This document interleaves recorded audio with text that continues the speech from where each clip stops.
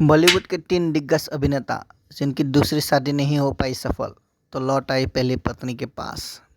बॉलीवुड में कई ऐसे अभिनेता हैं जिन्होंने 2 बार शादी की। आज हम आपको उन 3 दिग्गज अभिनेताओं के बारे में बताने जा रहे हैं जिन्होंने दूसरी शादी तो कर ली, लेकिन अपनी पहली पत्नी को भूल नहीं पाए और आखिरकार दूसरी पत्नी को छोड़कर पहली पत्नी के पास वापस आ ही गए। आज हम आपको बॉलीवुड के 3 दिग्गज अभिनेताओं के बारे में बताने जा रहे हैं जिनकी निजी ज़िंदगी काफ़ी चर्चा में रही। चर्चा में रहने के पीछे की वजह यह थी कि इन सभी ने अपनी पहली पत्नियों को छोड़कर दूसरी शादी कर ली थी, लेकिन वो अपनी पहली पत्नियों को कभी भूल नहीं पाए। यही वजह था कि जब उनकी दूसरी शादी टूटी तो वे सीधे अपने पहली पत्नियों के पास चले गए।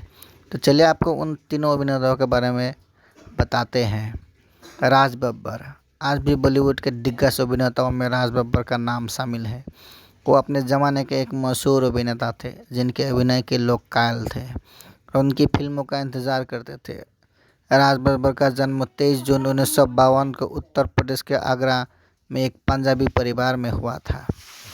मीडिया रिपोर्ट्स के माने तो राज बब्बर ने 1975 में अभिनेत्री नदीरा के साथ शादी रचाई थी। वही नदीरा को छोड़ उन्होंने साल 1983 में एक्ट्रेस स्मिता पाटिल से शादी रचा ली थी।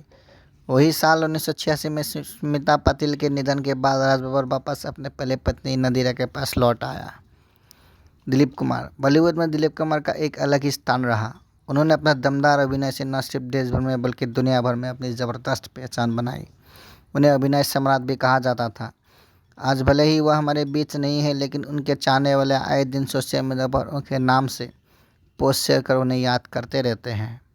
बता दें, जब वो 44 साल के थे तब उन्होंने 1966 में 22 की सायरा बानो से शादी रचाई थी, लेकिन साल 1982 में उन्होंने सायरा को छोड़ आसमा रहमान नाम की एक लड़की से निकाह कर लिया था। हालांकि उनकी दूसरी शादी 1 साल भी नहीं चल पाई और उन्होंने आसमा को तलाक देकर वापस अपनी पहली पत्नी सायरा बानो के पास चले आए थे और आखिरी वक्त तक वो सायरा के साथ ही थे। अन्नू कपूर। छोटे पर्दे से लेकर बड़े पर्दे तक अपनी ज़बरदस्त पहचान बनाने वाले अन्नू कपूर के अभिनय के लोग दीवाने हैं। अब तक उन्हें 100 से अधिक फिल्मों में देखा जा चुका है। वो एक अभिनेता के साथ साथ निर्माता, निर्देशक और गायक भी है।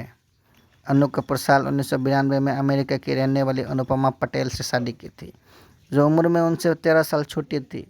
उनकी ये शादी ज़्यादा दिन तक चल नहीं पाई और 3 साल में ही दोनों के बीच तलाक हो गया।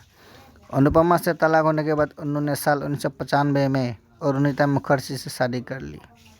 यह शादी उनकी 10 साल चली, लेकिन 2005 में अरुणिता मुखर्जी से भी उन्होंने तलाक ले लिया और फिर से अपनी पहली पत्नी अनुपमा से दूसरी बार शादी उसी साल रचाई थी।